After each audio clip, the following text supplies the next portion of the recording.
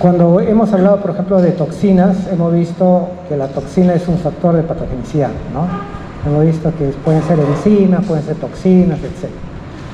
Entonces, pero si nosotros decimos que es una toxina, a ver, ¿qué vendría a ser una toxina? Una sustancia tóxica, ¿no? Algo tóxico, algo que hace daño a la célula. Entonces las toxinas lo clasificamos, esta sustancia dañina para la célula lo clasificamos en dos grandes grupos, las exotoxinas y las endotoxinas, ¿no? Y cuando ustedes han leído su libro o han visto la diapositiva, dice es una exotoxina, es una endotoxina, ¿no? Y hemos visto un montón de toxinas, por ejemplo, toxina del shock séptimo, la TSTTA, etc., un montón de toxinas. Pero ¿cuál es la diferencia, por ejemplo, entre una exotoxina y una endotoxina?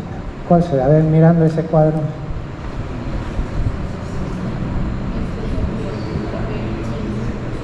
Claro, exo es la que va a liberar, ¿no? Y endo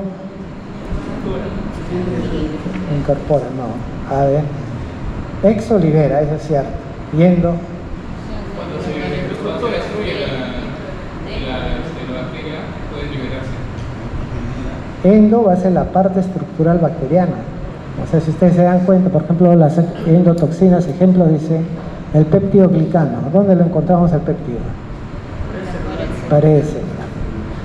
Lipopolisacárido. ¿Dónde está? Pared celular, ¿no? Claro, todo eso. Flagelina. O sea, son estructuras bacterianas, son propias de la bacteria que cuando se destruye, o de repente cuando la bacteria saca poco a poco, puede convertirse en una endotoxina. ¿Y las exotoxinas qué serán entonces? Las exo. Son sustancias que la bacteria produce. Son sustancias. De cosas que puedan necesitar, como por ejemplo adhesión para la... No, pero la adhesión, acuérdate que es una endotoxina, ¿verdad? Exotoxina. La exo es la que la célula va a producir, ¿no? Entonces, eso se llaman toxina. Por ejemplo, ahí en el ejemplo está la toxina de diftérica, la toxina botulínica, toxina tetánica, toxina de cólera. Hoy día vamos a estudiar una toxina pertussis, que es de la bacteria.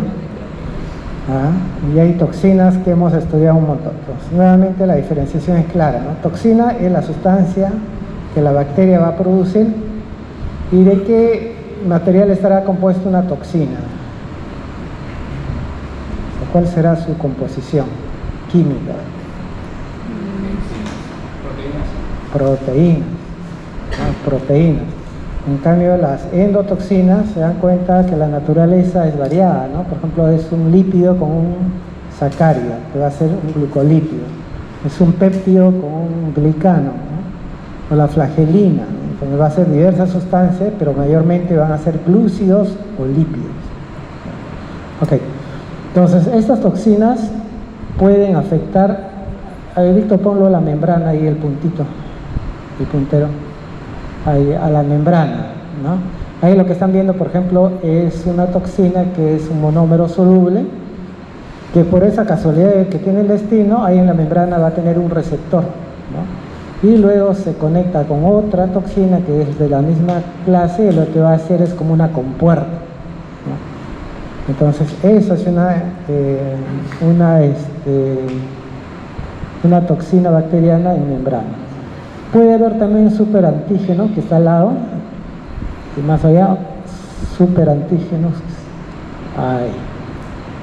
No, por ejemplo, ahí es una célula presentadora de antígeno, que es la CPA, y arriba es una célula T helper, ¿no? Si se dan cuenta ustedes, ahí tienen un montón de proteínas que son moléculas. Ahí está, la que están viendo ustedes en rojo. A ver, ponlo en rojo ahí, que dice class 2-MHC.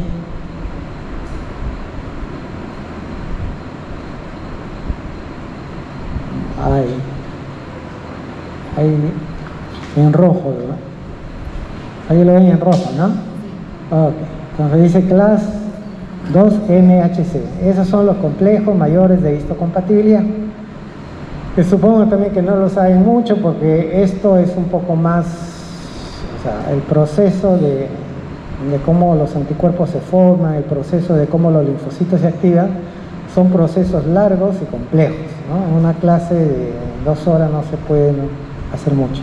Esos complejos, que se llama complejo mayor de histocompatibilidad, tiene 2 unidades alfa-beta, ¿no?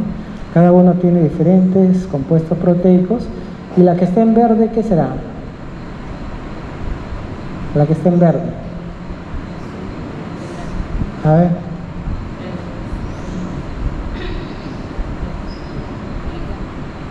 ¿Qué hace una célula que presenta antígenos?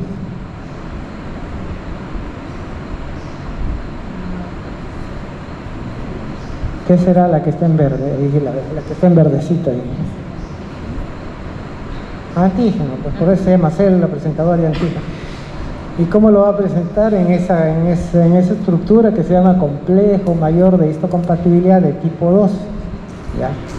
Y con eso lo que está haciendo es que la célula que está de color celeste, que es la THC, o sea la helper, que es la CD4, ¿ya? También tiene sus receptores para estos complejos mayor de histocompatibilidad, igual tiene su alfa, su beta. Al momento que se ha ido diferenciando, ha ido viendo ha ido cambiando la naturaleza de sus receptores, y tenemos miles de receptores de célula T, ¿no?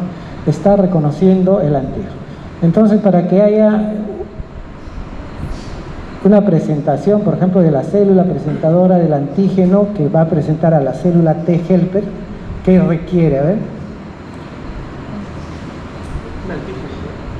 Bueno, el antígeno lógico, si no, ¿qué va a presentar? Por eso se llama célula presentadora de antígeno. ¿Qué requiere? Del complejo mayor de histocompatibilidad, de clase 2. ¿Ya? Y eso va a estar en la membrana de la célula. A diferencia, por ejemplo, del complejo de histocompatibilidad de clase 1, va a estar en la parte interna, o sea, va a estar en el citoplasma, en el retículo endoplasmático rugoso, ¿no? Entonces, ¿la diferencia cuál sería? ¿Cómo? Uno es externo de la membrana, ya, entonces es obvio, más que obvio. Pero el antígeno de la molécula de histocompatibilidad 2 es bacterias que están fuera de la célula, bacterias, virus, protozoarios que están fuera de la célula. En cambio, del complejo de histocompatibilidad de tipo 1 vendrían a ser las que están dentro. ¿Sí? ¿Hay bacterias que están dentro? Sí, que están intracelulares. Hay parásitos también que están dentro de la célula, ¿no? Incluso levaduras también van a estar dentro de la célula. Estos son reconocidos, ya les he dicho muchas veces, por sus patrones moleculares asociados a patógenos, que son los PAM. ¿Ok? Bueno, hay mucho más que decir, pero como estamos clasificando antígenos, si se dan cuenta, hay una estructura ahí de color grosella será eso, ¿no? Violeta, que dice superantígeno. Ese superantígeno es una toxina bacteriana. Entonces, ¿qué vendría a ser un superantígeno? O sea, ¿qué hace en el gráfico es esa toxina? Como le decía, muchos gráficos hay que saber interpretar, nada más. Pero también hay que tener un poco de conocimiento, porque si no saben qué es el complejo. Si no saben qué es el complejo mayor de histocompatibilidad. Ese complejo mayor de histocompatibilidad también lo pueden ver como antígeno leucocitario humano, el HLA, o sea, son sinónimos. HLA. Por siglas en inglés, ¿no? Entonces, ese superantígeno, que es una toxina, va a aumentar la expresión de esta presentación. Por decir que iba a ser 10, lo aumenta en 100. O sea, va a dar una respuesta exacerbada, ¿no? Y eso le conviene a la bacteria, ¿no? Le conviene porque de esa forma esa respuesta exacerbada va a hacer que esto haya más destrucción, más muerte celular, y mediante eso pueda difundirse. ¿Ok? Esa es la segunda clase. Conoce que la primera son toxinas de membrana, la segunda son superantígenos. Pasa, bájalo. Sí. O sea, la tercera que está. Las terceras son las más clásicas, que se llaman toxinas AB, ¿no? Ahí vamos a ver la toxina de cólera, la diftérica, un montón de cosas. Y ahí, por ejemplo, tenemos la subunidad A que está en rojo, la subunidad B que está en verde, y el que está en verde claro, ¿qué vendría a ser? Receptor. O sea, todo tiene que tener su receptor. Las células tienen receptores para el complejo mayor de histocompatibilidad. Las células tienen receptores para factores que están en el endotelio. O sea, todas ellas tienen que tener receptor. Si no, no pueden entrar porque estamos hablando de moléculas grandes. Ustedes saben que para que una molécula se pase a través de la bicapa lipídica tiene que ser pequeña, sin carga, hidrofóbica, ¿no? Y eso no son ellas, ¿no? Entonces ahí tenemos las dos subunidades, que es A y B, ¿no? Por eso se llaman toxinas AB, donde la B vendría a hacer contacto con el receptor, y esto lo que va a inducir va a ser la formación de un... ¿Qué va a hacer ahí? ¿Qué se va a formar? Claro, es un fagosoma, pero se llama endosoma temprano. Ahí ven ustedes el endosoma temprano. EE significa endosoma, del inglés temprano, ¿qué es? ¿Cómo se dice temprano en inglés? Early, ¿no? Ahí está la vesícula. Luego, de alguna forma, tiene que salir la subunidad A, ¿no? Esa subunidad A, lo que no está yendo es, o sea, engaña, ¿no? Si se dan cuenta, es AB, la que se queda es la D, la E va a difundir, va a salir al citoplasma, y la que va a ser degradada va a ser la B, ¿no? Pero ¿qué hace? Por ejemplo, la toxina, la parte A, va a estar implicada, por ejemplo, en muchos mediadores, como mediadores de proteína G que va a tener la célula. ¿Se acuerdan de la proteína G? Ya, la proteína G era un heterotrímero, ¿no? Tenía 3 subunidades, alfa, beta, gamma, que estaba debajo de la membrana y que tenía receptores de membrana asociadas a proteína G. Entonces ahí se va a meter. Por eso cuando hablamos, por ejemplo, de la vía de la denilatociclasa, mírame a mí, mira acá. Cuando hablamos, por ejemplo, de vías de adenilatociclasa, guanilatociclasa, inositol, que van a atacar estas toxinas, que van a hacer que la respuesta celular sea exacerbada, estamos hablando de toxinas de tipo AB. ¿Okay? Y por último tenemos las toxinas que son moduladoras. Entonces ustedes ven ahí las moduladoras, lo que van a hacer es modular, o sea, van a copiar la estructura de una proteína moduladora que tenemos nosotros, de cualquier célula, y van a modular la respuesta, pero esa modulación no va a ser hecha por la célula, sino por la bacteria. Ok, pásalo.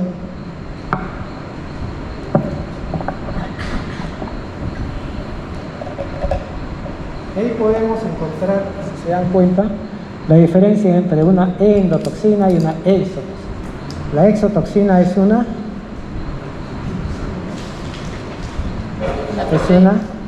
proteína que va a ser formada por la bacteria.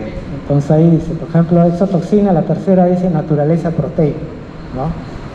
En cambio la endotoxina, ¿qué era? Era un componente estructural de la bacteria. Entonces ahí dice que su naturaleza es glúcida o lipídica, ¿ok? La exotoxina es secretada de forma activa, o sea, la célula bacteriana, cuando necesita la exotoxina, va a tener su ARN mensajero y lo va a sacar la exotoxina. Mientras que la endotoxina es parte de la estructura celular, ¿no? Entonces hemos visto que son los lipooligosacáridos, los lipopolisacáridos, ácidos teicoicos, lipoteicoicos, flagelina, qué sé yo, todos los componentes que tiene la pared bacteriana, ¿no? Entonces es una proteína, son termosensibles, porque cuando ustedes han hecho prácticas, por ejemplo en biología, han visto que una proteína nosotros lo podemos desnaturalizar por varias formas, ¿no? Una de las formas era por calor, ¿no? Ponían ustedes una clara de huevo, lo hacían así, y había una desnaturalización proteica. En cambio, las endotoxinas, como son estructuras complejas, van a ser termoestables. Eso va a ser una diferencia importante, ¿no? La exotoxina tiene una actividad altamente específica, por ejemplo una lipasa, una fosfolipasa que va solamente a atacar los enlaces éster de fosfolípidos, no una esterasa, ¿no? Que va a atacar solamente esa parte o va a activar vías metabólicas en forma específica. En cambio, la endotoxina, al ser parte de la bacteria, va a ser una actividad poco específica. Las exotoxinas van a ser muy tóxicas. O sea, por ejemplo, la toxina colérica, si no es tratada, te mata, ¿no? La toxina, por ejemplo, de Clostridium tetani, la toxina tetánica también te puede matar, ¿no? Por eso son urgencias prioritarias. Y la cantidad que te puede causar daño es muy poca. En cambio, las endotoxinas tienen toxicidad variable y para que cause daño tiene que haber un aumento más o menos de 100 veces. O sea, si en una te mata de la exotoxina, de la endo 100, ¿no? Y es una característica que seguro, no sé si han escuchado hablar, que es un toxoide. ¿Qué será un toxoide? Similar a la toxina, pero no es el mismo componente. En este caso es la toxina, pero que se ha inactivado por calor, ¿no? Ya tenemos una toxina bacteriana, pero ya no va a tener el efecto deseado por la bacteria porque lo han inactivado por el calor, ¿no? Entonces es una toxina, por ejemplo, inactiva usada en vacunas. Entonces las exotoxinas, por ejemplo, en la toxina del tétano, ¿cómo se llama? Como la vacuna, ¿no? La enfermedad de toxoide tetánico, ¿no? ¿De dónde lo han sacado? De la toxina tetánica. ¿Y cómo lo han hecho? Lo han inactivado por calor, pero sigue teniendo sus propiedades antigénicas. Entonces eso es la que tiene la exotoxina. Mientras que la endotoxina no se puede convertir en toxoide. ¿Y por qué no se puede convertir en toxoide? Porque es estable, pues, porque es termoestable, ¿no? En cambio la otra es termosensible, ¿no? Ok, entonces ya sabiendo que son las toxinas, vamos a la clase de hoy día, que va a ser Coccobacillus gram negativos. Sí.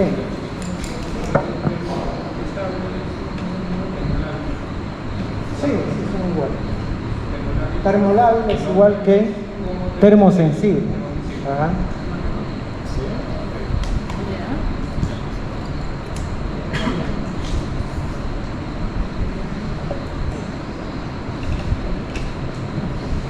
Ok, entonces los cocobacilos, ya saben ustedes que estamos hablando de cocos que tienen una estructura como un coco y un bacilo, una estructura intermedia, que son importantes porque ahí vamos a tener tres géneros que lo vamos a estudiar ahorita, que es Haemophilus, Brucella y Bordetella, ¿ya? Haemophilus, Brucella y Bordetella. Entonces, como pueden ver, donde dice el gram, esos puntitos que ven que parecen arenas, esos son los cocobacilos gram negativos. Son cocobacilos gram negativos, que una característica es que no van a crecer en el agar MacConkey. El agar MacConkey sirve para el crecimiento de los gram negativos, ¿no? Pero los cocobacilos, por sus exigencias nutricionales, no van a crecer en el agar de MacConkey. ¿Ok? Entonces, escasas especies tienen importancia clínica, están en esos tres géneros. Los cocobacilos son un montón, son parte de nuestra flora, son cantidades, ¿no? Pero escasas especies tienen importancia clínica. Están relacionadas con cuadros de inmunosupresión, o sea, personas que el sistema inmunológico le es desfavorable van a ser invadidas y luego colonizadas, invadidas por este tipo de cocobacilos.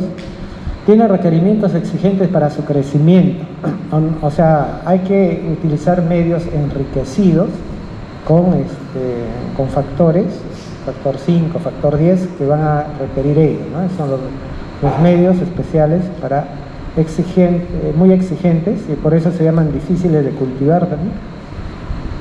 Tiene factores de virulencia que van a ser diferenciadores, ¿no? A ver, pásalo, por favor. Entonces comenzamos con el género Haemophilus.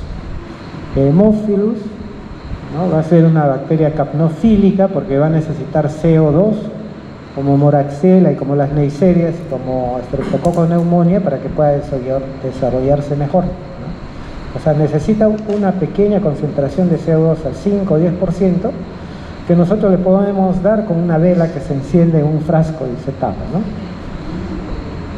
Le sirve para crecer, o sea, para hacer, por ejemplo, un antibiograma necesito tener esa propiedad.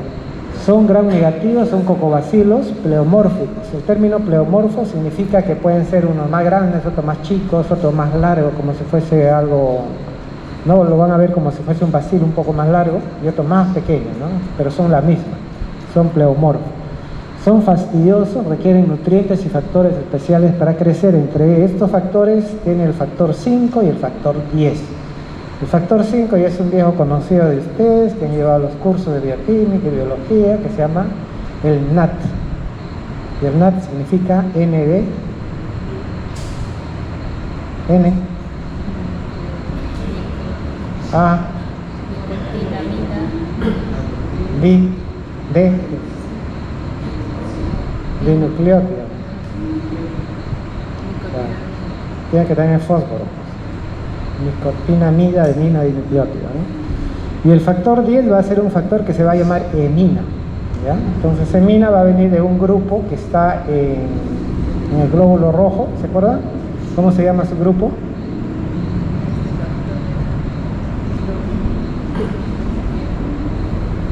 Hemo, claro. El grupo hemo, que es una protoporfirina, es el factor 10, que es el hemo, ¿no?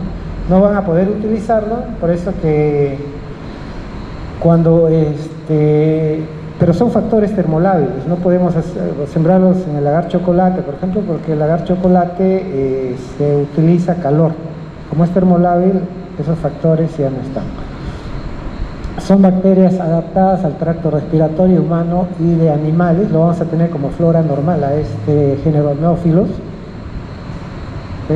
Son no móviles porque no tienen flagelos, anaerobios facultativos. Estamos cambiando de lo que eran aerobios, Moraxella, las Neisseria.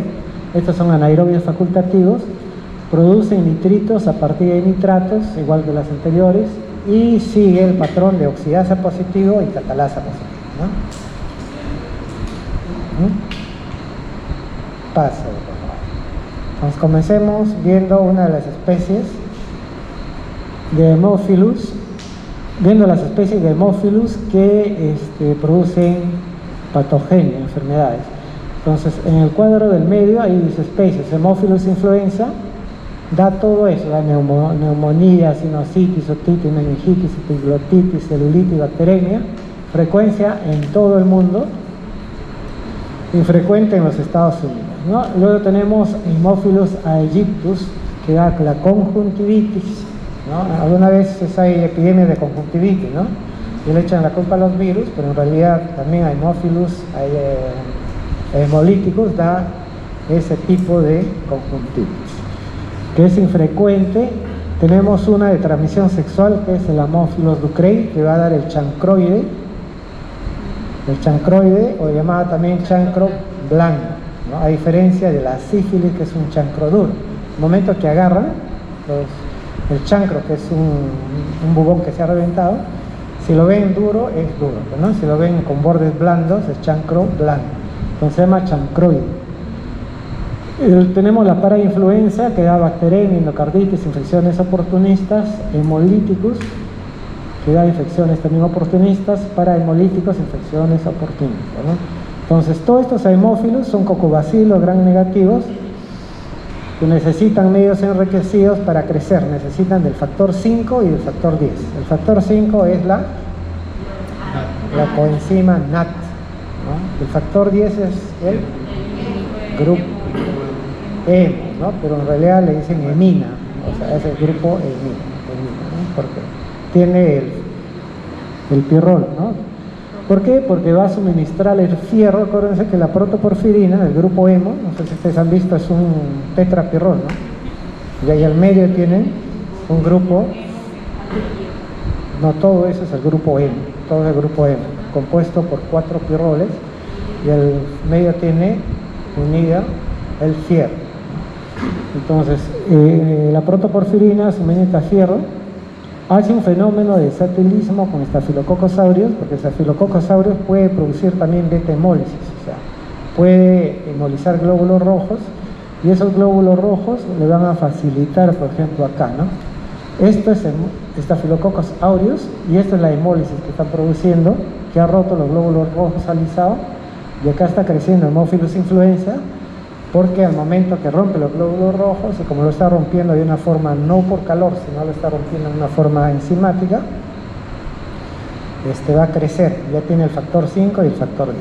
Entonces en el cuadrito tercero de arriba, por ejemplo, tenemos las especies. Haemophilus influenza necesita tanto del 5 como el 10, pero no va a ser hemólisis, ¿no? Entonces necesitamos, por ejemplo, tener agar chocolate y suplementarlo con el 5 y con el 10 y crece, ¿okay? Haemophilus para influenza necesita el 5, Haemophilus ducreyi, que da la enfermedad de chancro, necesita solamente el 10, ¿no? Haemophilus hemolíticos, ahí necesita el 5, el 10, pero hace hemólisis. Entonces ahí se puede cultivar en agar sangre, porque al momento que hace hemólisis tiene a disponibilidad el factor 5 y el factor 10, ¿ok? Y así lo podemos clasificando, ¿no? Para hemolíticos, todas esas cosas, pero según su característica de factor 5 y 10 se va viendo cuál es la especie que está involucrada. La que ven ustedes acá es el agar chocolate suplementado con factor 5 y 10, y estas son las colonias pequeñas, ¿no? Esto de acá es el fenómeno de satelismo que hace con Staphylococcus aureus, que va a ser hemolítica, tiene que ser una cepa hemolítica, si no es hemolítica no sirve también. El principal factor de virulencia que va a tener Haemophilus, en este caso vamos a ver Haemophilus influenza, vamos a comenzar con Haemophilus influenza, es la cápsula. Esta cápsula se puede tipificar, se puede hacer grupos, o sea, tenemos grupos, serogrupos, y ahí va a haber 6 serogrupos, que van a ir de la A hasta la, cuenta, ¿no? Hasta la F, A, B, C, D, E, F, ¿ya? De todas ellas, el que va a ser el más patógeno va a ser el de tipo B. El de tipo B va a tener una cápsula que va a estar formada por ribosa. Acá ven la ribosa ustedes. Esta es la ribosa. Este es el ribitol, el alcohol, unida acá al fósforo. Por eso se llama ribosa, ribotil, fosfato. Y como son seguidas de estos, o sea, una tras otra, se llama PRP, o sea, se llama poliribosil ribitol fosfato.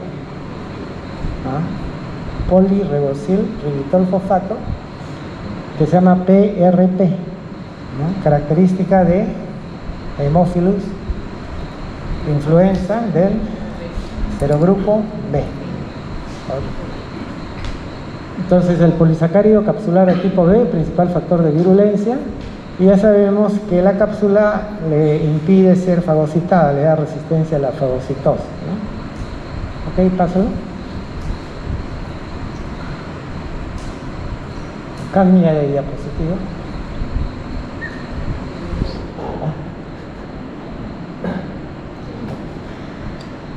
Entonces, Haemophilus influenza puede tener cápsula o no puede tener cápsula. Si tiene cápsula, lo vamos a dividir según la cápsula en 6 serogrupos, que van a ir desde la A hasta la F, siendo el más virulenta, el que va a estar comprometida, el de tipo B. Y el de tipo B va a tener una cápsula de ribosa, ribotil, o sea, ya viene el alcohol, fosfato, ¿no? Ribosa, conocida como PRP, porque son sucesiones de eso, un montón de sucesiones. Ok. Entonces la cápsula de tipo B está formada por un polímero de ribosa ribotil fosfato denominado fosfato de polirribitol, que es la PRP, ¿no? Okay. Y las que no tienen cápsula son no tipificadas. O sea, tenemos con cápsula 6 serogrupos y tenemos sin cápsulas que son no tipificadas. De las que tienen cápsula, la más patógena es la B. Hacia ahí se han hecho las vacunas principalmente, pero ahora ya creo que la vacuna. Tú conoces algo de vacuna, ¿no? ¿Cómo es la vacuna para la influenza? Debe ser tiene monodosis. No, pero ¿qué componente tiene? ¿Para qué serogrupo? ¿Para todos? Claro, porque ahora ya lo han aumentado, porque solamente era la B. Y cuando han visto que los otros serogrupos han empezado a afectar a la población, lo han hecho ya múltiple. Pero no sé si serán los 6 serogrupos. No sé, en realidad no desconozco eso. Luego, bueno, los factores de virulencia son los antígenos capsulares que hemos visto, ¿no? Las pilis y adhesinas que permiten adhesión a las células. Y abajo hay una especie, por ejemplo, dice Haemophilus influenza. De A a F se está refiriendo a los capsulados. Y las de abajo que tienen una rayita son los no tipificados. ¿Okay? Como requisito de cultivo, ambas necesitan factor 5 y 10. ¿El 5 qué factor es? No. Y el 10 es la hematina. Hematina o hemina. Okay, la cápsula es de polisacáridos, ¿no? Y ahí abajo no tiene. Factores de adherencia van a ser las fimbrias o pelos, y también este factor que se llama HMB, ¿no?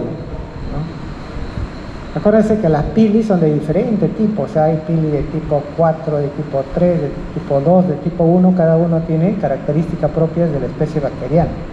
No es que todos los flagelos también sean iguales, ¿no? Ok, toxinas no va a tener, o sea, toxinas bacterianas propiamente dichas, como son las exotoxinas, no tiene. Epidemiología, flora normal, contagio por gotas respiratorias, o sea, por eso nos contagiamos. Flora normal, contagio por gotas respiratorias, y cuando pasa el sistema inmune va a dar meningitis, epiglotitis, artritis, septicemia, otitis media. ¿Por qué va a dar tantas cosas Haemophilus influenza con cápsula?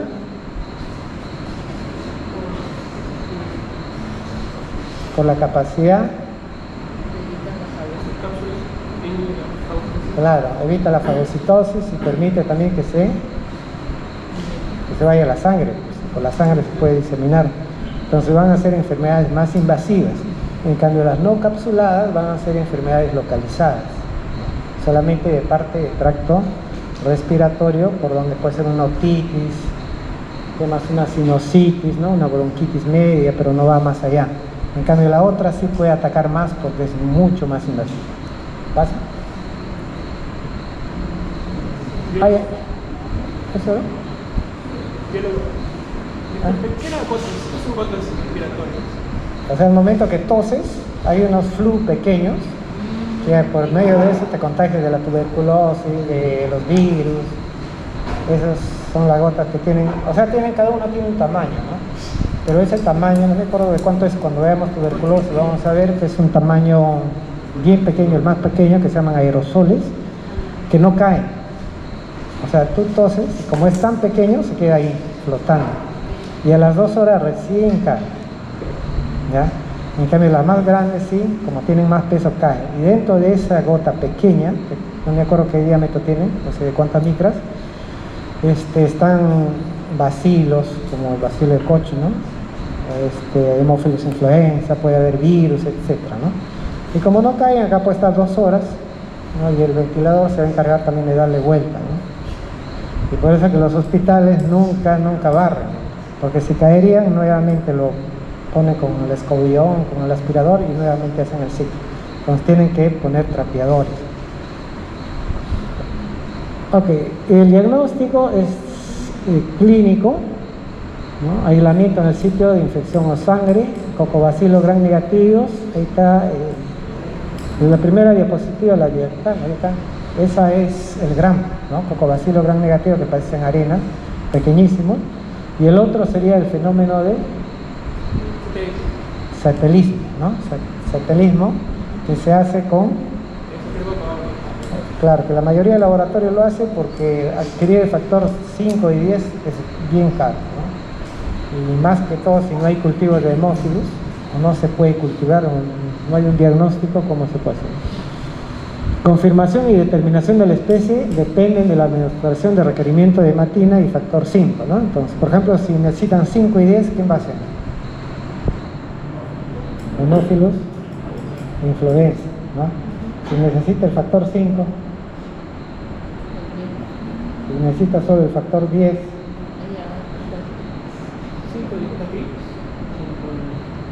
Ducrey creo que era, ¿no? Dengue. No para influenza. Bueno, no me acuerdo. Pero si aparte de eso, por ejemplo, hace lisis, ese es el único, que se llama Haemophilus.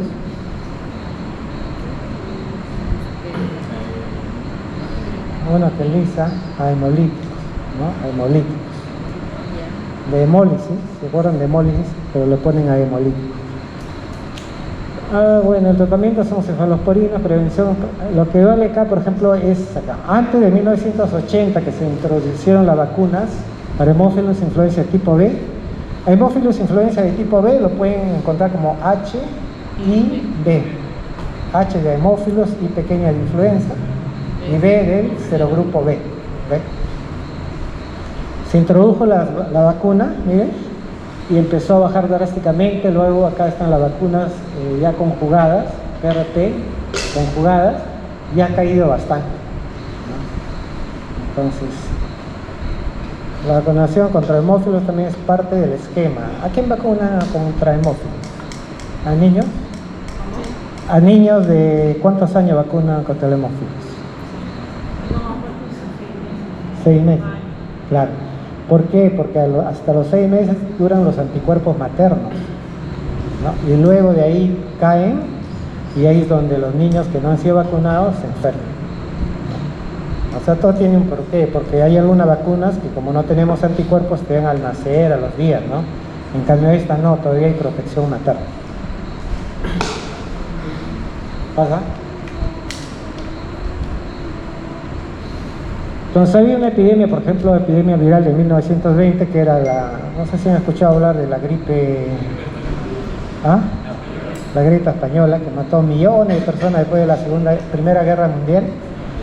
Mató a millones porque no es que había un frente en Europa y se habían ido del Canadá, de Estados Unidos, de todos sí que habían ido a luchar contra los alemanes y los turcos, no sé qué más.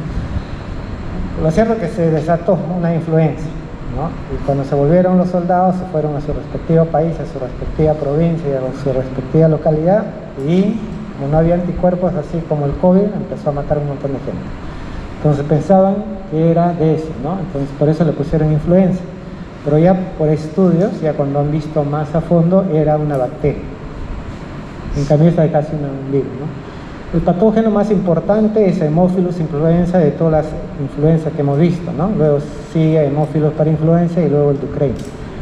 Se clasifica en biotipo de acuerdo a pruebas de ornitina, indol, urea. Epidemiológicamente posee diversos factores de virulencia, que es la cápsula, y sigue la proteasa IgA. ¿Se acuerda la IgA para qué servía? O sea, ¿cuál era la función de la...? No. ¿Cuál era la IgA? A ver, impedir la adherencia, en este caso de la bacteria, hacia las mucosas. Esa va a impedir. ¿Y cómo impedirá? Una cosa es impedir, pero otra cosa es cómo lo impiden. ¿Cómo impedirá? Acuérdense que es un dímero. Tiene una estructura dimérica, o sea, tiene como dos Y, tienen esa estructura dimérica. ¿Ok?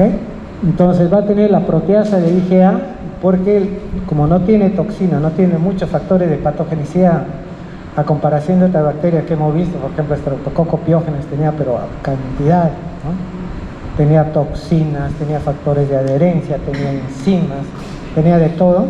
Esta solamente tiene cápsula, tiene proteasa contra la IgA, que tiene que ser necesario, por eso, porque si no, no se podría adherir, ¿no? Sus pieles no se podrían adherir hacia la mucosa. Entonces, de la proteasa de inmunoglobulina A, solo Haemophilus influenza la va a producir. El resto de Haemophilus para influenza, Ducrey, hemolíticos, no lo va a producir. ¿Ok? Adhesión mediante PIL y otras estructuras. Las cepas no encapsuladas poseen adherencia al epitelio y por eso causan infecciones localizadas. El serotipo B no, por lo que se cree que eso le hace capaz de causar infecciones sistémicas.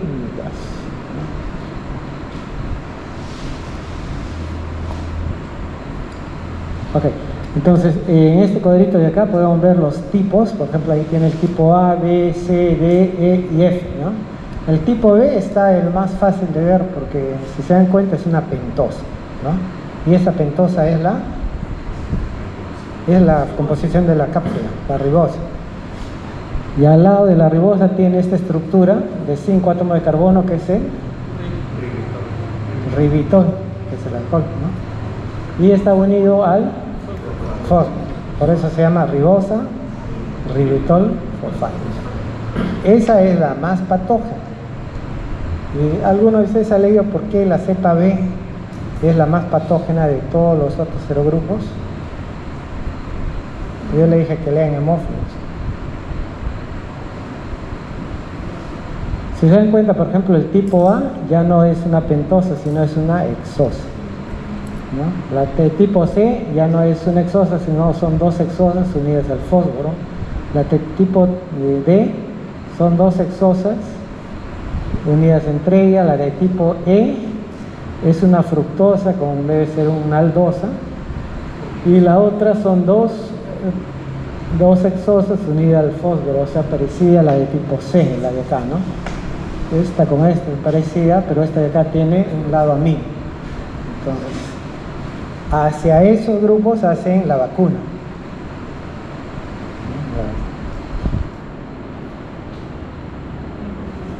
Entonces, Haemophilus influenza con cápsula es el factor de virulencia más importante, tiene un efecto antifagocítico y anticomplemento, ¿no? Y el complemento, acuérdense que eran algo de 37 proteínas, pero estudiamos solamente 9. ¿Se acuerdan? ¿Qué funciones tenía el complemento? Opsonización y perfora membrana también. Y, claro, y formar el complejo de ataque a la membrana, que es el poro magno, ¿no? Entonces tiene que tener también acciones anticomplemento. Okay. Los encapsulados son serotipos de la A hasta la F, los no encapsulados son no tipificables de Haemophilus influenza. Y ya hemos vuelto a repetir que el tipo B tiene polirribitol fosfato que se llama PRP, ¿no? Haemophilus influenza coloniza la nasofaringe de más del 75% de los niños, ¿ya? Algunas cepas capsuladas se encuentran en condiciones no epidémicas solo ocasionalmente hasta el 5% de los individuos. O sea, si nosotros hacemos un muestreo en niños, va a haber 75% que va a tener Haemophilus influenza, pero la no encapsulada. Y hasta un 5% de la capsulada, ¿no? Y esa es la población aparentemente sana que tiene, en este caso, la bacteria. ¿Cómo se llama esa población?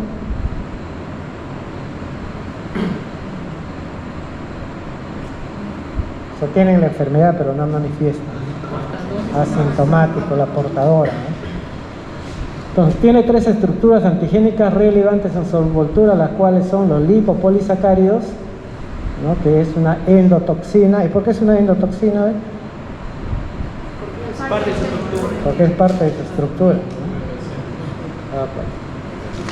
El polisacárido capsular de tipo B, que es la ribosa ribitol fosfato o fosfato de polirribitol o PRP, y la proteasa de inmunoglobulina A que ¿qué va a hacer? Degradar la hemoglobina. Claro, ¿no? Y de esa forma adherirse al epitelio, a la mucosa epitelial. ¿Okay?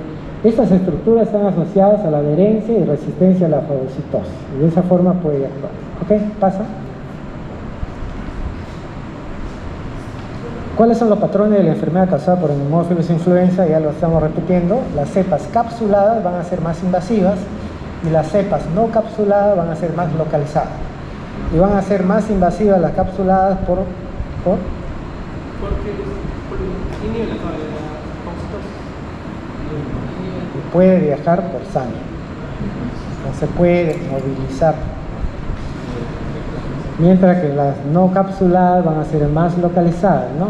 Invasiva, por ejemplo, mira, meningitis se va hasta el sistema nervioso central, hace septicemia, se va a la sangre, celulitis, así como hemos visto estreptococos, estafilococos, hace eso, artritis, epiglotitis. Usualmente va a estar en la población pediátrica no vacunada, porque ahora hay una corriente pues, de gente que no cree en la vacuna, ¿no? Dice, no, ¿para qué te vas a vacunar? Que la vacuna hace daño, ¿no? Y esos son mitos, porque la gente que no conoce es más fácil hacerle creer una cosa que es más digerible, ¿no? Si ustedes dicen, por ejemplo, no, el COVID lo ha creado un chino porque ya tenía la vacuna y él se ha hecho millonario, y eso, un ratito se difunde, ¿no? Pero es más fácil de digerir, en cambio, que tú le expliques cómo ha aparecido el virus, cómo ha pasado del animal al humano, que por acá, que por allá, no lo van a entender. Entonces rechazan eso y lo más fácil. Que la vacuna del COVID está causando muertes, que hay gente que se ha muerto de ataque cardíaco. ¿Quién te dijo? Mi amigo, mi prima, no sé qué, ¿no? Y eso lo repiten. Pero nadie ha hecho un estudio, pues. O sea, mientras no tenga una base científica se queda como habladuría nada más. Es una cosa empírica.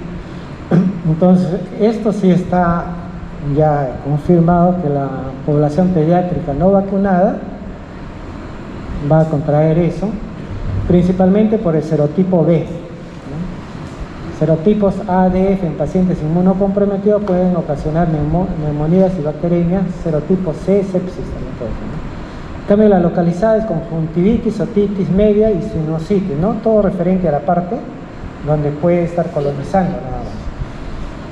Pero puede causar neumonía y también bronquitis en personas que son susceptibles, adultos mayores, por ejemplo, que son susceptibles.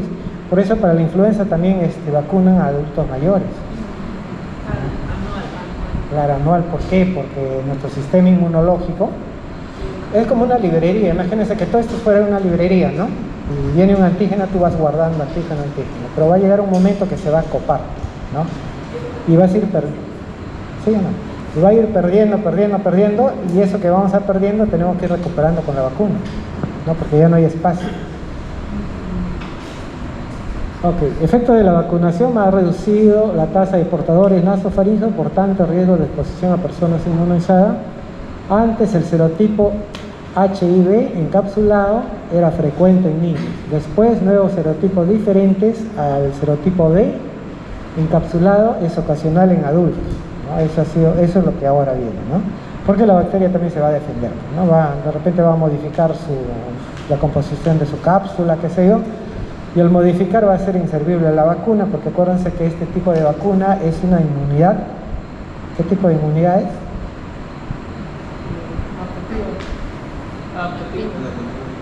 Específica, es específico para ese tipo B, ¿no? No es como la innata que abarca un gran grupo, ¿no? O sea, es específico. Las manifestaciones clínicas de la Haemophilus influenza pueden ver meningitis, epiglotitis, celulitis, que no va a ser parte de la clase, sino les he traído solamente para que vean cómo puede manifestarse. A ver, pasamos. Entonces, Haemophilus influenza serotipo B, factores determinantes en el patrón invasivo, es la disminución de anticuerpos maternos y poca estimulación del sistema inmune de efectivo para las T independientes, ¿ok? Entonces, a un niño no vacunado, la probabilidad que le dé Haemophilus influenza a partir de los 6 meses es bastante alta, porque el anticuerpo empieza a bajar. Y no solo Haemophilus influenza, sino le puede dar también Neisseria meningitis y Streptococcus pneumoniae, ¿no? Por eso las vacunas están hechas contra él. Y las tres tienen características, ¿qué? ¿Qué características tienen las tres?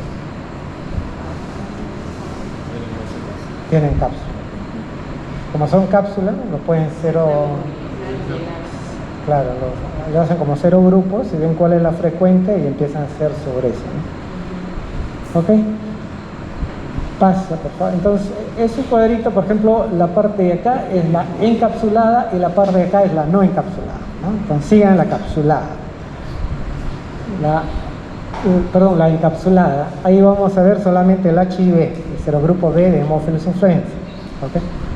Entonces, la cápsula es de polisacáridos. ¿Qué tipo de cápsula de polisacáridos tiene? No estaba fácil. PRP, una PRP. Si no quieren decir polirribosil, fosfato, PRP. La PRP. Ok. Luego tienen las pilis y proteínas de adhesión, ¿no? Que es HMW1 y HMW2, que son tipos especiales de pilis. Y luego tienen, es en verde, que se llama La proteasa contra la inmunoglobulina A, ¿no? Y lo están poniendo así como si fuera algo que está matando la proteasa, ¿no? Ok. ¿Esto qué vendría a ser? El epitelio. Esta. La Haemophilus influenza B, ¿no? Esa que parece una Y. ¿Qué receptor? El receptor tiene que estar en la membrana. ¿Cómo un receptor va a estar flotando? ¿Ah? Una consulta, ¿esa proteína de adhesión HLP? Ese se llama. No, es, o sea, van de la pared, salen de la pared. Acuérdense que estas, ¿cómo les explico? La cápsula, si bien es cierto, sirve como factor de protección, pero cuando necesita adherirse, retrae la cápsula y se adhiere. O sea, tiene mecanismos, pero como increíbles, ¿no? Imagínense que estamos hablando de millones de años de evolución, pues. O sea, en esos millones de años de evolución han hecho todo lo posible para que puedan evadir el sistema inmune. ¿Ok? Entonces, la que parece en una Y, ¿cómo se llama? La proteasa, no, perdón, la IgA, pues, ¿no? La IgA. Y la que tiene ahí esta de acá. Esa es la proteasa de IgA, pues. Es como una dinamita que le está poniendo para que se destruya. Entonces, ¿cuál es la finalidad? Evadir la destrucción de la bacteria, ¿no? Porque la IgA, aparte de que no se adhiera, también puede causar daño a la bacteria y adherirse a las células de epitelio. Okay. Mientras tanto, la no encapsulada que está allá, ¿no? Que dice, tú tienes cápsula, pero yo también tengo otras cosas, ¿no? Igual, tiene su IgA, su proteasa de IgA, y va a tener un lipooligosaccárido que se llama LOS, por las siglas, ¿no? Porque el otro se llamaba LPS, que es lipopolisacárido. En cambio, este se llama LOS porque es lipooligosaccárido. Entonces, como es oligo, significa que tiene pocos monosacáridos, ¿no? Que van cambiando. Entonces, hace una variación de fase. La variación de fase significa, por ejemplo, si tiene 6, 2, 4, 6 hasta ahí, ¿no? El de acá lo pone acá, el de acá lo pone acá, ¿no? Entonces aloca el sistema inmune, porque hace, por ejemplo, un anticuerpo con 13 grupos, y cuando se da cuenta que viene el anticuerpo lo cambia. Esa se llama variación de fase, por eso pueden ver los LOS en diferente color. Lo ven en rojo, en marrón, o sea, lo codifican diferente. Hacen una variación de fase, porque si no también el sistema inmune se lo arrastra, ¿no? Y esa variación de fase hace que el sistema inmune no pueda reconocerla, porque imagínense la cantidad, si tiene 9, por ejemplo, ¿cuántas combinaciones puede tener? Un montón, ¿no? Esto lo pone acá, el de acá, después lo pone, o sea, y molecularmente van a ser totalmente diferentes, ¿no? Y luego va a tener un biofilm, que va a ser un exopolisacárido, que hemos visto ya anteriormente, que va a ser una estructura así media gelatinosa, y dentro de esa va a estar metido hemófilo. Y va a tener también otra bacteria que le va a permitir y que le va a favorecer su colonización. ¿Se acuerdan qué bacteria era? Una bacteria. Nada, el auris es egoísta, solamente él quiere colonizar.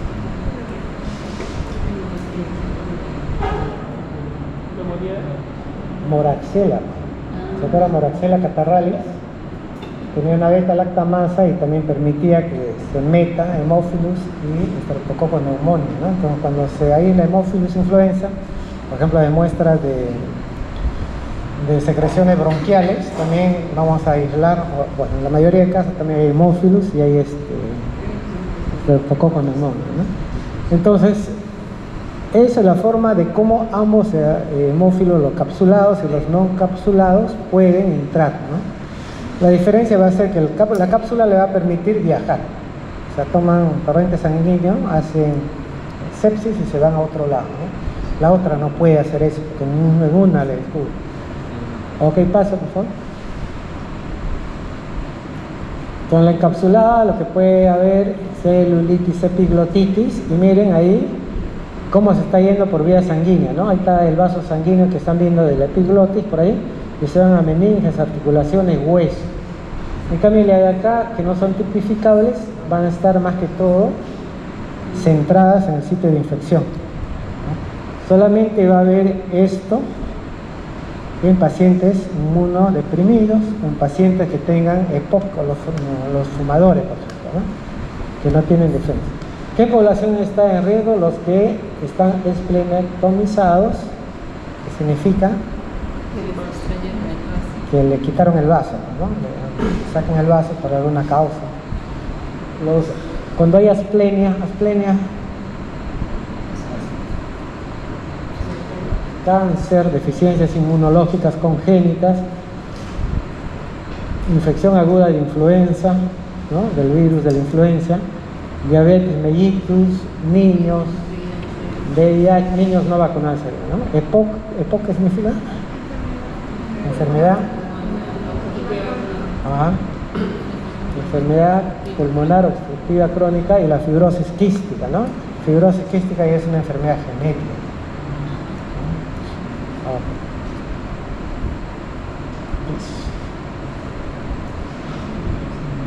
Bueno, es todo lo que ustedes han visto: artritis, cialorrea, meningitis, osteomelitis, celulitis, bacteremia por sangre. Hay que hacer un diagnóstico clínico y el cultivo. En el cultivo tenemos que utilizar, ¿se acuerdan qué utilizamos? Agar chocolate suplementado con factor 5 y factor 10. Y las colonias van a ser bien pequeñas. Pero hay que hacer un diagnóstico diferencial porque el neumococo, que es Streptococcus pneumoniae, también va a hacer todo ese cuadro. Streptococcus pyogenes, que tiene todas las toxinas, enzimas y factores de adhesión que ustedes han visto, también puede hacer eso, ¿no? Tuberculosis también puede hacer eso. Pseudomonas aeruginosa, la influenza, que también es un virus. Acuérdense que la influenza son virus de tipo A, de tipo B, con combinaciones, ¿no? H1N1. H de hemaglutinina, viene de neuroaminidasa, con eso lo clasificamos, H5N10. El EPOC que hemos visto está unida con la moraxela y también Staphylococcus aureus puede causar eso, lo que causa Haemophilus influenza. Por eso es importante que conozcan cada grupo bacteriano, porque no es lo mismo un estafilococo, que es un coco gram positivo, con un coco bacilo gram negativo, que es totalmente diferente, que la cápsula es diferente, su tratamiento es diferente, ¿no? ¿Pasa? Haemophilus ducreyi va a ser el que da ese tipo de enfermedad que se llama el chancroide, o llamado chancro blando. Es una enfermedad de contagio sexual, ¿no? Y cuando nosotros hacemos un gramo, ¿qué es lo que vamos a encontrar? Si hacemos un gramo, coco bacilo. Estamos hablando de coco bacilos. Tenemos que encontrar coco bacilo gram negativo, ¿okay? Acá sí no son intracelulares porque no tiene factores para que puedan entrar dentro de la célula. Entonces requieren del factor 10 pero no del 5, ¿no? Esa es la característica. Son difíciles de cultivar, no se puede cultivar así nomás. No es hemolítico, no fermenta glucosa, no posee movilidad. La enfermedad se llama chancroide o chancro blando. No es una enfermedad de transmisión sexual, de más frecuencia en hombres, periodo de incubación de 4 a 10 días. En hombres la mayoría de lesiones afectan prepucio, corona o glande, y esas son las que son lesiones multifocalizadas, ¿no? A diferencia de la sífilis, que va a ser única, esta va a ser múltiple. Mujeres, labios, introito, vaginal y áreas perianales son las comúnmente afectadas. Hay linfadenopatía inguinal, más común en hombres, ¿no? Entonces son lesiones dolorosas. Y acá hay una característica también de Haemophilus ducreyi: no es parte de la flora normal como es el resto de los haemófilos. ¿Se acuerdan que los haemófilos influenza no capsulados estaban hasta en un 75% en población de niños, como parte de flora, y un 5% de lo capsulado, ¿no? En cambio no lo tenemos como flora normal, Haemophilus influenza. Enfermedad de transmisión sexual, periodo de incubación 4 a 14 días. Característica: van a ser chancros múltiples, y va a ser la progresión en forma de bubón inguinal fluctuante con fistulización cutánea al exterior. Entonces, ¿cuál será la característica de Haemophilus ducreyi? A ver,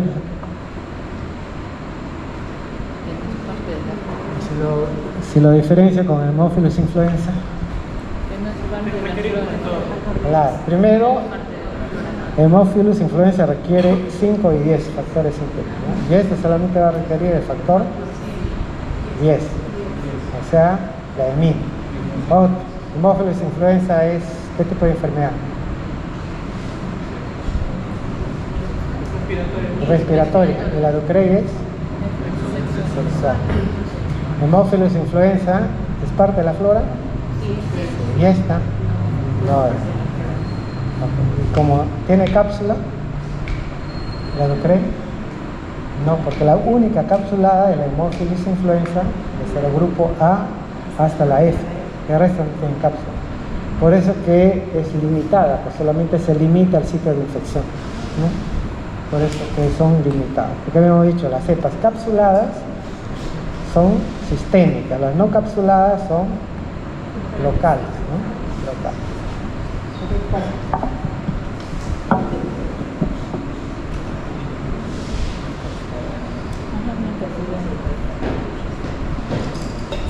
Para el aislamiento de estas bacterias vamos a necesitar lagar chocolate, pero con bacitracina. ¿Se acuerdan de la bacitracina?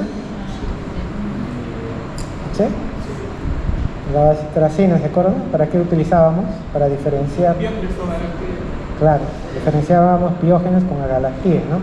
Utilizamos eso, ¿no? Para eliminar esa parte de la flora. Y con vancomicina para muestras genitales. Si yo quiero aislar Haemophilus ducreyi, ¿no? Acuérdense que solamente necesita factor 10. Tengo que ponerle vancomicina para que no se contamine, porque lo más rápido que van a crecer van a ser flora de ese lugar. Como esa flora de ese lugar van a ser cocos gran positivos, lo cultivo de 35 a 37, 5% de CO2 con la vela blanca que hemos dicho, requiere humedad. La humedad se pone con algo. El crecimiento lento significa que no va a crecer al día siguiente como el Streptococcus neumonía, sino a los 6-7 días. Y eso también es importante porque si el infectólogo o el internista sospecha que es una brucela, debería pasar la voz al laboratorio, ¿no? ¿Por qué? Porque nuestras máquinas de hemocultivos a los 5 días dan como negativo. Entonces, si ellos sospechan que es un hongo, que es una brucela o cualquier otra bacteria de crecimiento lento, nos dicen y nosotros ya lo ponemos a 10, 12 días, ¿no? Y en 12 días ya lo damos como negativo. Si no, lo damos como un falso negativo. Exigente desde el punto de vista nutricional, son medios especiales, aerobio estricto, 6 especies, 4 producen brucelosis humana. Acuérdense cuáles son. Brucela, suis, la otra, Brucela, abortus, canis y la melitensis. Aquí ahora ya hay más brucela, ¿no? Estructura antigénica, lipopolisacárido, que es el lípido A y polisacárido O, que le va a dar un antígeno que puede ser aglutinado. Entonces, en las pruebas de aglutinaciones febriles que se hacen en los laboratorios para ver salmonela, ¿sí?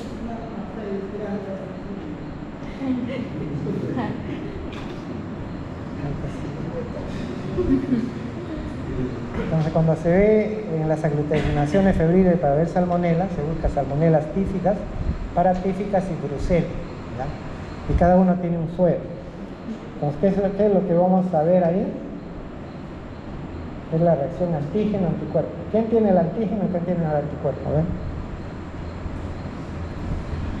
El reactivo, ¿qué tendría? ¿Antígeno o anticuerpo? ¿Y la persona qué tendría? ¿Antígeno o anticuerpo?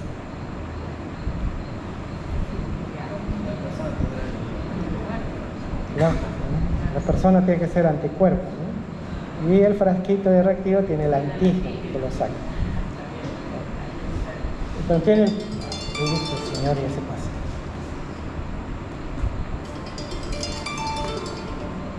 No lo puedo... Ok, el polisacárido B, que es de la fase S, proteína membranas externas, el OMP, que son antígenos comunes y antígenos citoplasmáticos. Entonces va a ser un patógeno, esta va a ser característica de Brucela, que va a ser un patógeno intracelular facultativo. O sea, si desea va a vivir dentro de las células y si no va a vivir fuera. Todo va a depender cómo va a ser su entorno. Entonces va a sobrevivir en el fagosoma. Acuérdense que muchas bacterias, muchos virus y muchos protozoarios ellos mismos inducen para que haya fagocitosis, ¿no? ¿Por qué? Porque saben que en el fagosoma, que se forma al momento que se endocita, soma significa cuerpo, ¿no? Y fago significa cuerpo que ha comido, más o menos. Acuérdense que eso está allí, está cubierto por membrana plasmática, porque es prolongación de la membrana que engloba, ¿no? Entonces va a haber, sobrevive en el fagosoma porque va a inhibir la degranulación. Degranulación significa que las enzimas que van a unirse, no las enzimas, sino los gránulos que van a estar cubriendo este fagosoma tienen que unirse con el lisosoma. Tiene que haber una actividad de unión entre el fagosoma y el lisosoma que se llama fagolisosoma, ¿no? Eso va a impedir y va a tener resistencia a sistemas bactericidas oxígeno dependientes. En cristiano significa que va a tener resistencia al óxido nítrico, ¿no? Hay una vía señalizadora del óxido nítrico que seguro también ustedes lo han estudiado y no se acuerdan muy bien. El óxido nítrico era un señalizador celular, ¿no? ¿Se acuerdan? Y esa es la base, por ejemplo, de las pastillas azules, que es el Viagra. ¿Sí? Esa es la base de ello. Claro, es la base. Pero también puede ser un bactericida. ¿Dónde va a ser un bactericida? Razón. ¿Dónde va a ser bactericida y dónde va a ser contracción? El otro se llama contracción, el otro va a ser dilatación. O sea, uno va a dilatar vasos sanguíneos y en otro va a ser va a ser va a matar bacterias, ¿no? Va a ser bactericida. ¿Dónde matará bacterias? En el macrófago. En el momento que entra la bacteria, emplea el sistema del óxido nítrico, con su enzima la óxido nítrico sintasa, que depende de la calmodulina, y hace eso, ¿no? Pero esta bacteria es resistente a este sistema bactericida, oxígeno dependientes del tipo óxido nítrico, hace la formación de granulomas para destrucción de tejidos. Clínicamente, la inhalación ingesta no persona a persona, puede ser dosis infectiva de 10 a 100 organismos, periodo de incubación de 5 días a 6 meses, puede ser el periodo de incubación bastante largo. Duración de la enfermedad, semanas a meses, puede durar, o sea, si es que no te curan. Cuadro agudo, fiebre, sudoración profusa, malestar general, dolor de cabeza y muscular, manifestaciones locales, óseas, articulares y genitourinarias, neurológicas y endocarditis, que le decía, ¿no? Hay manifestaciones neurológicas, también hay artritis, ¿no? Todo eso causa brucelas. Fuentes de frecuentes recaídas, si no hay tratamiento, tiende a la cronicidad, mortalidad menor del 5%. Pero hay un montón de personas, por ejemplo, que tienen brucelas y que no han sido bien tratadas, porque el tratamiento para brucelas es bien largo, ¿no? Como son bacterias intracelulares, el fármaco que se le tiene que dar es un fármaco que entre dentro de la célula. ¿Y qué característica tiene que tener ese fármaco? Tiene que ser liposoluble, que no sea cargado, que sea de pequeña masa molecular, igualito, ¿no? Como les decía, si ustedes aprenden bien lo que es transporte a través de membrana, van a saber cómo entran las hormonas, los fármacos, las toxinas, todo, ¿no? Porque se va a cumplir todas esas generalidades. ¿Pasa? Ok, entonces es un patógeno intracelular facultativo, parasita células no fagocíticas, que son los trofoblastos. ¿Se acuerdan? Había un sitio trofoblasto y el trofoblasto, que formaba el feto. Y fagocíticas del sistema retículo endoteliano. No tiene evidencia de toxina, ni fimbrias, ni cápsulas, ni flagelos. No tiene esa capacidad, pero por algún modo vive y sobrevive en nuestro organismo. Ok, entonces ahí tenemos dos tipos de fagocitos, los que fagocitan, uno que son los profesionales y otro que son los no profesionales. Ahí también están clasificados, ¿no? Por ejemplo, los profesionales, ¿quiénes son?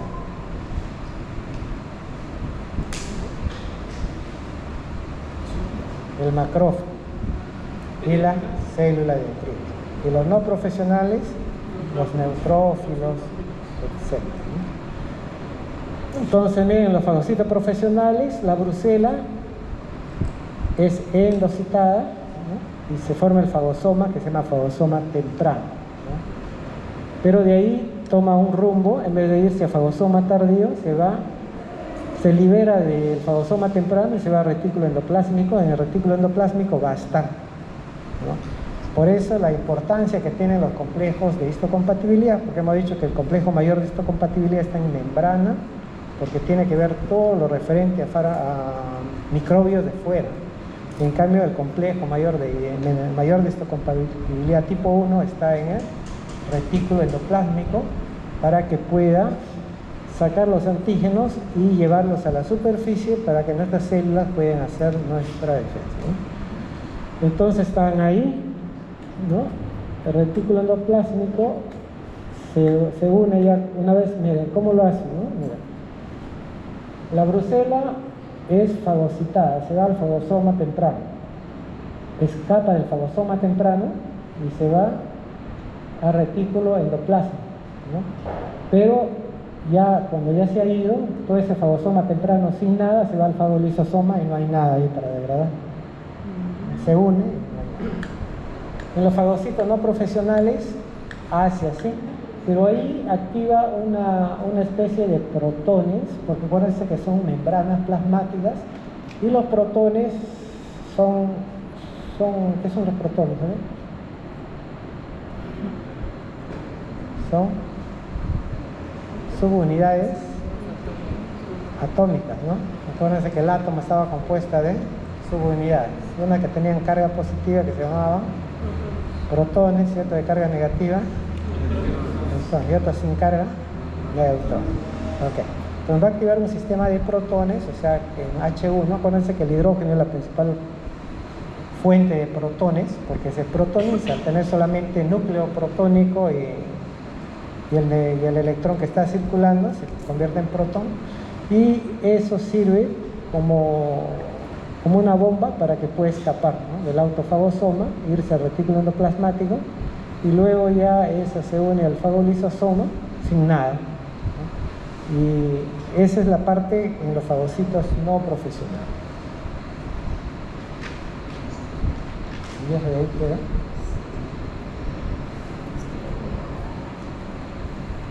¿Por qué lo corta? Esa de ahí se supone que esta es la membrana externa, esta es la membrana interna, este es el lipopolisacárido de la bacteria, este es el periplasma, o sea, su espacio entre membranas, y esta es la OMP22.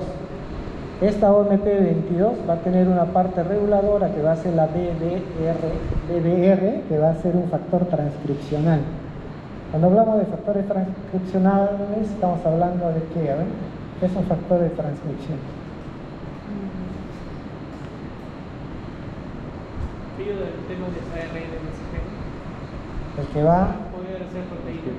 el que se va a unir para poder hacer la transcripción. Son proteínas que se unen para transcribir algún tipo de gen que se da. Es un factor transcripcional, ¿no? Y va a inducir para que le hagan nuevamente estos componentes OMP22 y OMP25 que son necesarias para la bacteria, ¿no? Acuérdense, los factores transcripcionales son inducidas por ligandos. Muchos de los ligandos van a tener, por ejemplo, como receptores núcleos, en el núcleo va a estar, y van a ser factores de transcripción, ¿no? Por ejemplo, la hormona de crecimiento, etc. ¿Tenemos? Eso es todo. Entonces, la patogénesis, hay una puerta de entrada. La puerta de entrada va a ser variada, ¿ok? Hay una fagocitosis por inmorfonucleado, que son los neutrófilos y monocitos, que luego se convierten en macrófagos. Hay una diseminación por vía linfática, toma los linfáticos y se disemina, se va a los ganglios regionales, porque en los linfáticos tiene unas estaciones de relevo que son los ganglios, ¿no? O sea, hay un vaso linfático y hay un ganglio, luego vaso linfático y un ganglio. Entonces va al ganglio regional, y el ganglio regional se mete a vía sanguínea, luego se va a los órganos y se disemina intracelularmente. Eso ya sabemos. Y luego en ratas hay una brucela que se llama Neotomae. que también ha sido descrita. Entonces no posee factores de virulencia como las otras bacterias que hemos estudiado, ¿no? No tiene toxinas, no tiene proteasa IgA, ¿no? Pero lo que tiene es que en el fagosoma va a sobrevivir. ¿Por qué va a sobrevivir? Otro mecanismo con patrones. O sea, va a inactivar el óxido nítrico que tienen los macrófagos, ¿ya? Y el otro también va a ser resistente a las defensinas que tienen las células de nuestro sistema inmunológico, que son peptidocationes, ¿no? Ahí se va a multiplicar, ¿ya? No posee cápsulas, espora, ni exotoxinas, mecanismos microbicidas intracelulares, lisosomas, proteínas, quelantes de hierro. Ya, ustedes ya saben que es una proteína quelante. ¿Qué es una proteína quelante de hierro? Absorber el hierro. Va a atrapar más que absorber, ¿no? Va a fijar el hierro. Tiene hidrolasas lisosomiales, arginina, péptidos catiónicos, que hemos dicho, evasión de la bacteria. Perdón, esto de acá es lo que tiene la célula. ¿Qué tiene la célula para combatir a la bacteria? Los lisosomas, ¿no? Porque ahí están toititas, las enzimas hidrolíticas. ¿Qué más tiene? Proteínas quelantes de hierro, ¿no? Porque la bacteria necesita fierro y nosotros podemos quitarlo. Hidrolasas lisosomiales, que son las enzimas, arginasa. Muchas de las bacterias necesitan arginina como fuente principal para todos sus procesos y tienen una arginasa. Y los péptidos catiónicos que hemos dicho que son las defensinas, ¿no? Ahora, ¿cómo evade la bacteria? Por su membrana externa, que es el lipopolisacáridos, y impide la fusión lisosoma-fagosoma. Y en el laboratorio los factores de riesgo es la falta de experiencia. O sea, en el laboratorio no se debe meter nadie a trabajar con Brucela que no tenga experiencia, porque se contagia, ¿no? Se va a contagiar. Muestras desconocidas no identificadas. Trabajo realizado en un aislado de Bruselas, en un banco abierto, no en condiciones de bioseguridad nivel 3, ¿no?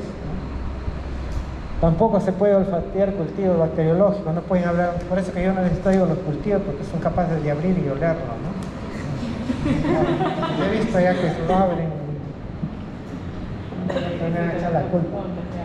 Contacto directo con la piel cortada o raspada, o sea, pueden abrirlo y aplastar, por ahí se va a meter. Pipeteo en la boca, hay pipeteadores especiales ahora que ya no permiten pipetear con boca. Inoculaciones, microgotas en los ojos, nariz y boca, ¿no? Estos son factores de riesgo para contagiarse de Brucela. Ya, chévere. ¿Alguna pregunta? En la próxima clase ya vamos a hacer bacilo gram negativo.